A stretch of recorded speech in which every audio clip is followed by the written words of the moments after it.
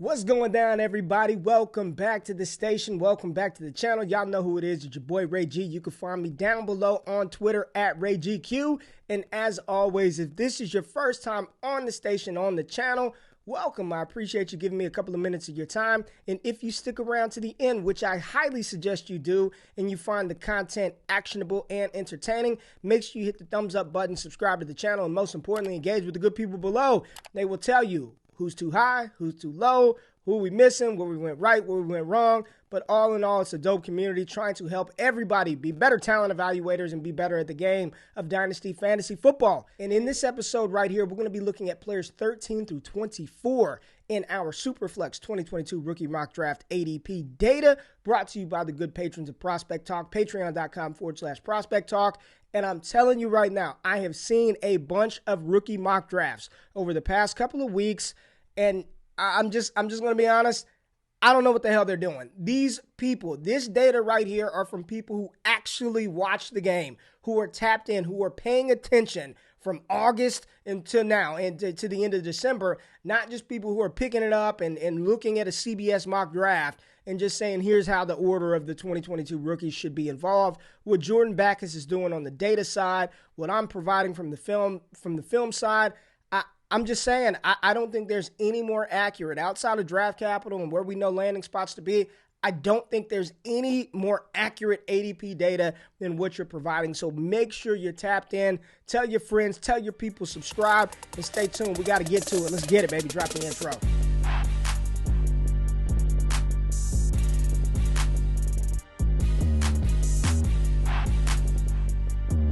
All right, let's kick it off at essentially what is the 201 spot at the top of the second round with an ADP of 14.4. The big 6'3", 6'4", 210-pound wide receiver out of Georgia, George Pickens. Pickens is a player that we all loved going into the 2021 season, but unfortunately he tore his ACL right before the season started and derailed everything that we had expectations for this year.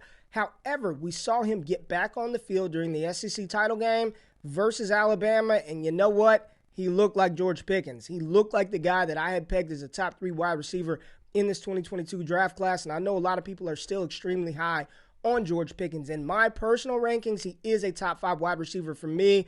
I've seen enough. I saw him dominate and be outstanding as a freshman, as a sophomore, and this season was just supposed to be the icing on the cake.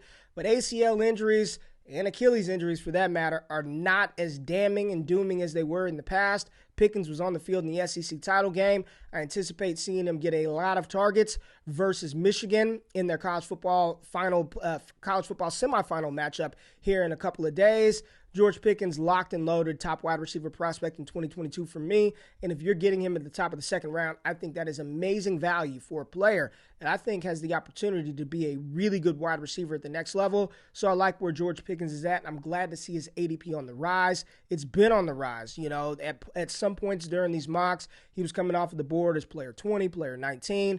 But since he's been back on the field, he's consistently coming off of the board around pick 14, 15, 13, 12. George Pickens is a player whose stock is on the rise. Really excited about his potential at the next level. All right, coming off of the board at what is the 202 spot with an ADP of 14.6, the RB4, according to our ADP data, the big running back out of UCLA, Zach Charbonnet. Zach Charbonnet was a highly touted running back recruit coming out of Oaks Christian Academy in California, goes to Michigan, has a great freshman season, and then I don't know what the hell happened to him as a sophomore. He transfers out of Michigan, goes to UCLA, and he was a monster for the UCLA Bruins this season, doing it out of the backfield, doing it between the tackles, hitting the edge, showing speed, power. If you want to see Zach Charbonnet just in a nutshell, watch the performance against LSU. I mean, they wanted no part of Charbonnet. I think he's a player who's going to have a pretty nice rise during the pre-draft process. I know a lot of people say he's going to run 4.5, maybe even sub 4.5. He's got speed, a no-nonsense downhill runner that can catch the ball out of the backfield. If he gets day 2 draft capital, I think this is probably a little too low for Charbonnet. I'd probably bump him up. When you're talking about that first round, these running backs are hard to find. And if he gets, day 2 draft capital, with his size, his ability to catch the ball out of the backfield, with the power between the tackles, he's got a running style. I see a lot of people, I'm seeing comps, not one for one, we think he's going to be this, but just play style comps, the way he runs, one cut downhill. You see some Nick Chubb, you see some Jamal Lewis, very, very talented running back. Still undecided if he's actually declared for the 2022 NFL Draft, but as soon as he does, for me, he's a locked and loaded top 5 running back. I like Zach Charbonnet coming off of the board right after George Pickens, 14.6 ADP, RB4 off of the board.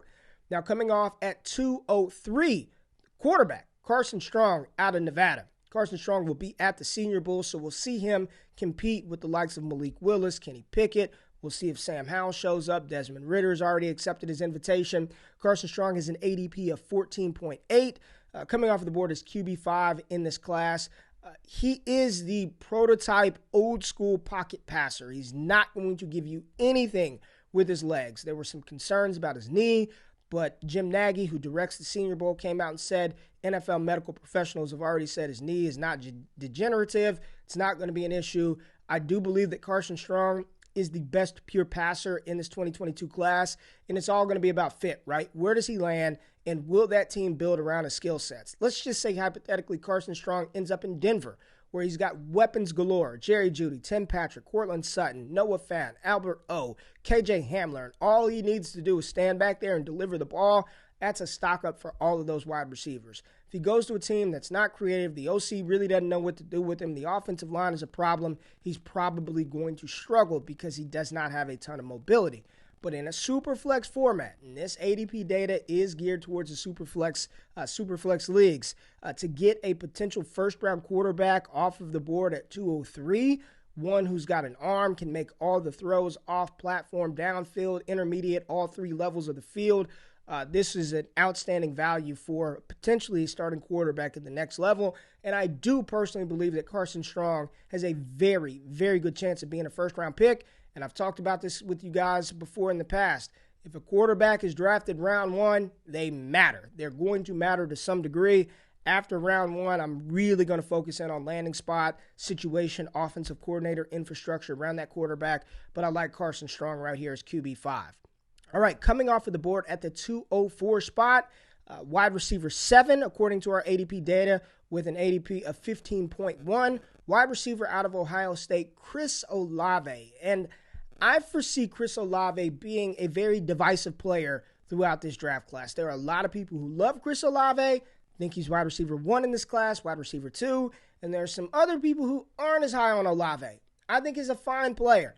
I think he's going to be a good complementary piece at the next level, but game changer, I think not. I'd rather have a couple of other wide receivers before I even dive into the Chris Olave pool. But when I look at Ohio State, I just see him, and it's not an indictment on Olave, but he's the 3rd best wide receiver prospect on that team, behind Garrett Wilson and behind Jackson Smith and Jigba. I'm just not there with Chris Olave. If he falls to me right here, you're talking about 204, player 16 off of the board, ADP of 15.1, wide receiver 7. That's fine. I'm not gonna argue that. But inside the top 5, no thank you for me. He's outside of my top 8 wide receivers in the 2022 class. It's all going to be about draft capital and landing spot for Olave. And I see a lot of industry mocks having him as wide receiver 1 off of the board. I'm just telling you right now, it's going to be a fade and a pass for me. We saw Henry Ruggs as wide receiver 1 in 2020, and that did not sway my draft decisions whatsoever. Olave, I think he's a decent wide receiver. Reminds me sort of a poor man's Emmanuel Sanders. I'm good on him. I think there are a couple of other players who are going after him that I'd prefer to Chris Olave. But our data says wide receiver 7, player 16 with an ADP of 15.1. Chris Olave, wide receiver out of Ohio State. Next up, we've going back to the running back pool, and we have Notre Dame's dynamic rusher, Kyren Williams, RB5, with an ADP of 15.7, player 17 off of the board. Kyren Williams is a do-it-all running back. Catch the ball out of the backfield, run between the tackles, and he is the best pass-blocking back in this class. What's interesting about Kyren Williams is he's 5'9", 195 pounds. That's what he's listed at. Maybe he's listed at 200, depending on the sites, but he's probably playing weight about 195. I just don't know if that body style will hold up at the NFL level, but luckily for a player like Kyren Williams, we're seeing the NFL transition to more of a committee approach, or maybe committee is not the right word, but a two-back system where you have, a pass-catching third down specialist, you have your between the tackles grinder, and we've seen this season taught us anything, like you have to take shots on these running backs because the fragility at the position, man, they're going to get opportunities. Even the human tank that is Derrick Henry, toe injury knocked him out. We've seen Nick Chubb miss some time. Ezekiel Elliott's been banged up, ceding way for Tony Pollard. Dalvin Cook, Christian McCaffrey, like everybody outside of Jonathan Taylor has been hurt or missed games at some point in time. And I think Kyren Williams has a really good opportunity coming in the NFL, not command a starter's workload, but definitely carve out a role for himself early in an offense. And if you're telling me I can get a Tony Pollard type player who's going to get, 5, 6, 7 touches, 3 or 4 targets as a rookie, Kyren Williams is somebody, even though I'm not a fan of his body size, of, how much girth he has to him, I still think he's a talented player. He's got speed and catch the ball. I think he's going to find a nice role in this class. My man Jordan Reed from ESPN, we were conversing the other day, he said the same thing. This running back class is really starting to shape up to be a lot better than we thought.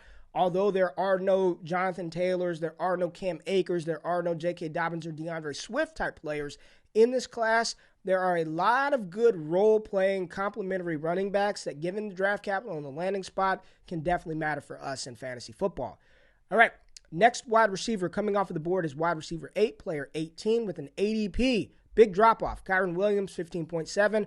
Right after that, this is where the ADP data tells us there's really no consensus after that, 205, 206 spot. Jahan Dotson, wide receiver out of Penn State, ADP of 18.2. Jahan Dotson is going to be somebody people fall in love with because he is a technician. He is going to look so good at the Senior Bowl practices and one-on-one drills versus the DBs. He's got speed, route running ability, contested catch. He's 5'11", 180 pounds.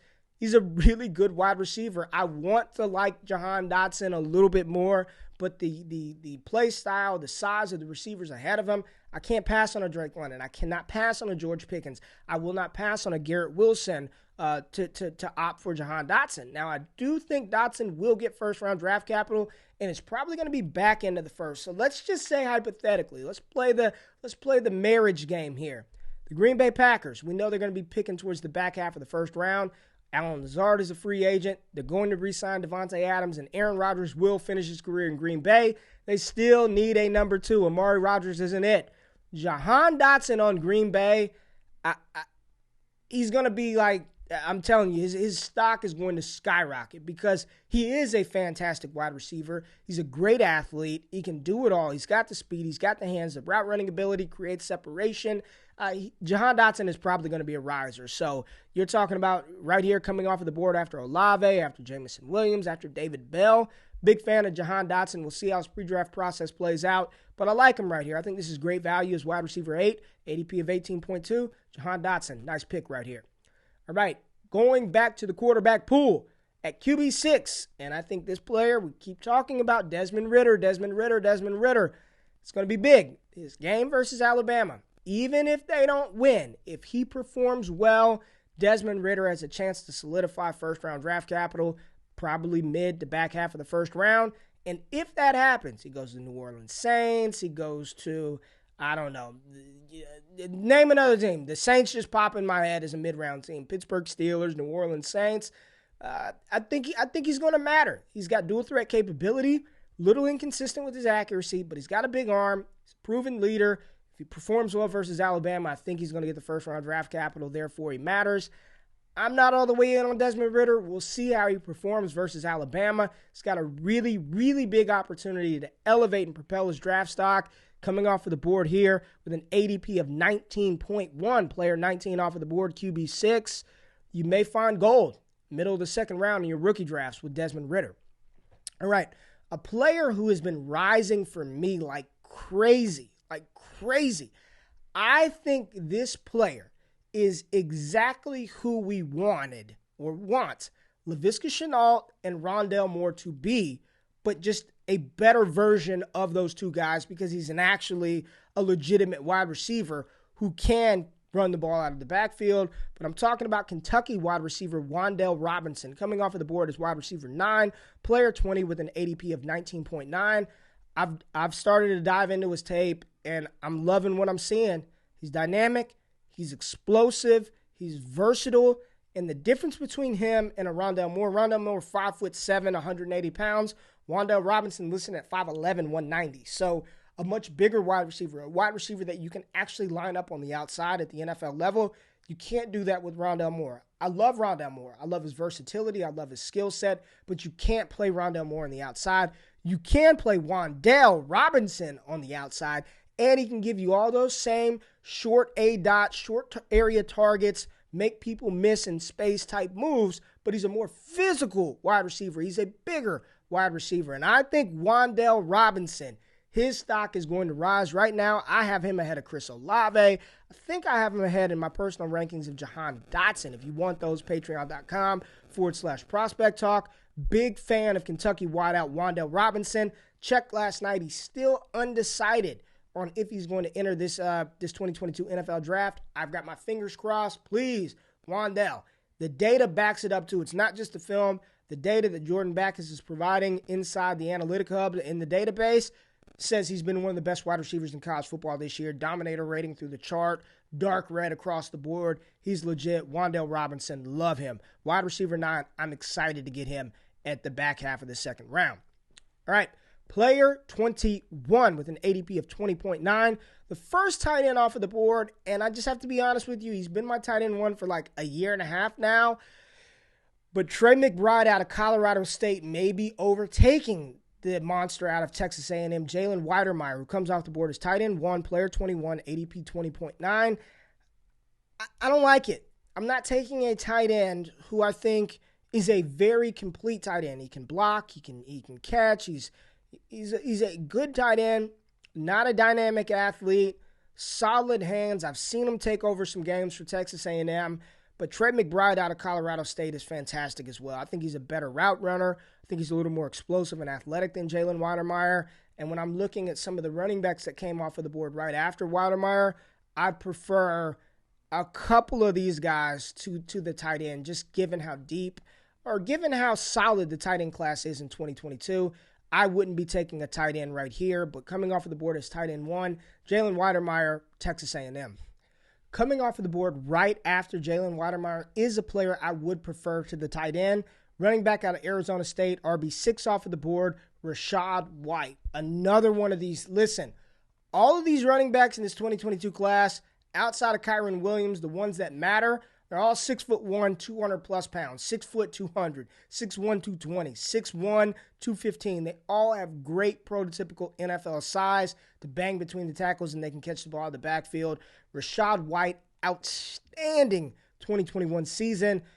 He's a monster coming off of the board with an ADP of 24.1, player 22 off of the board. I love Rachaad White. I would take him over Jalen Wydermyer. I like him a little more than a couple of other people who went ahead of him. I think he's going to be a solid running back at the next level. Another one of those players who people are really excited about what he does at the NFL Combine, how he shows at his pro day.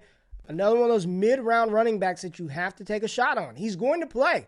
He's going to play. I'm not telling you Rachaad White is going to be a starting running back from day one in the NFL, but he will get an opportunity to get on the field, and that's all we can ask for players. I always say I'm looking for players in fantasy football who have an opportunity to get me an opportunity to score fantasy points. That's what I need. I need an opportunity to score fantasy points, and I think Rachaad White is a player who possesses that, can catch the ball, bang between the tackles, looks like a good athlete. We'll see how he tests. I do believe Rachaad White is going to the Senior Bowl, so I'll get to see him up close and personal firsthand here in the next couple of weeks. I like Rachaad White. ADP, again, of 24.1. RB6 off the board, Rachaad White.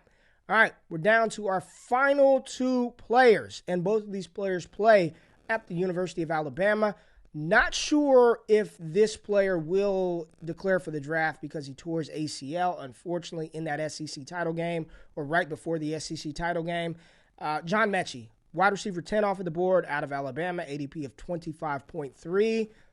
You know, Alabama, they have wide receivers galore. Every year it's a new wide receiver at Alabama. And John Metchie really started to heat up towards the end of the season. We saw it in the Iron Bowl versus Auburn.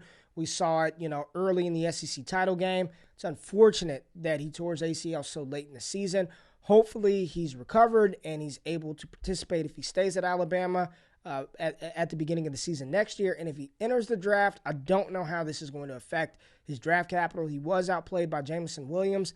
I think he's a solid wide receiver, but honestly, at the next level, probably more of a role player, complimentary guy, opposed to an actual, big-time fantasy asset. Hopefully he comes back for his senior season, can really show scouts and NFL evaluators that he can be the guy. But if he declares for 2022, I'd probably be out on John Metchie, but I'm wishing him the best of luck.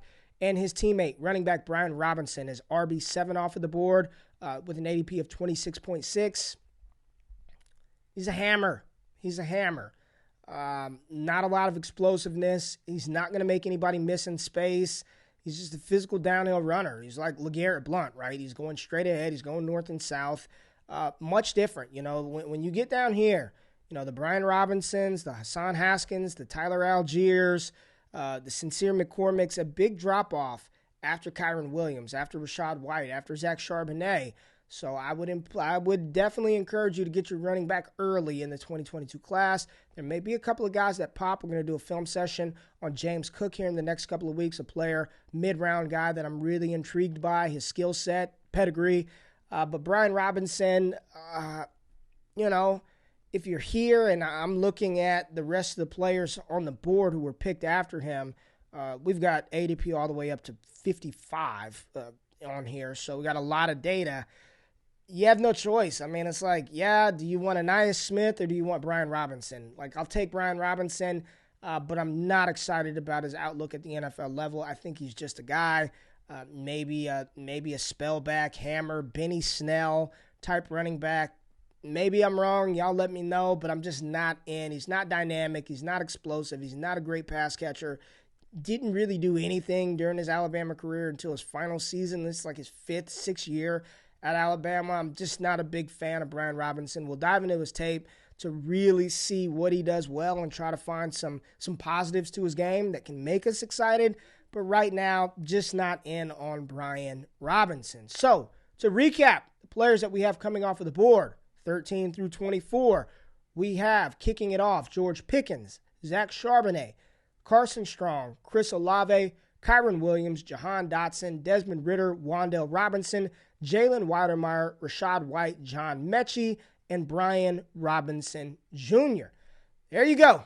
Part 2 of our top 24 ADP data, Superflex 2022 rookies. This is what we do over here on this channel, on this station. I appreciate you tapping in. If you enjoyed the content, once again, hit that thumbs up button, subscribe to the channel, and y'all enjoy your new year. We got a lot of fun stuff coming here in the new year. The Wake Up with RayG show will be on this channel, and we are talking football, and only football on that show daily, 8 a.m. Eastern Standard Time. We're going to be talking about seasonal fantasy football leagues, dynasty fantasy football leagues, rookies, NFL draft. It's all football all the time on this channel, and myself and Jordan Richards couldn't be more excited to bring you daily content live and in person on YouTube. So make sure you're tapped in. Get ready for that. It's going to be a fun ride. I appreciate you tapping in. Y'all be safe. Enjoy your new year, and we'll see you in January. I'm out. Peace.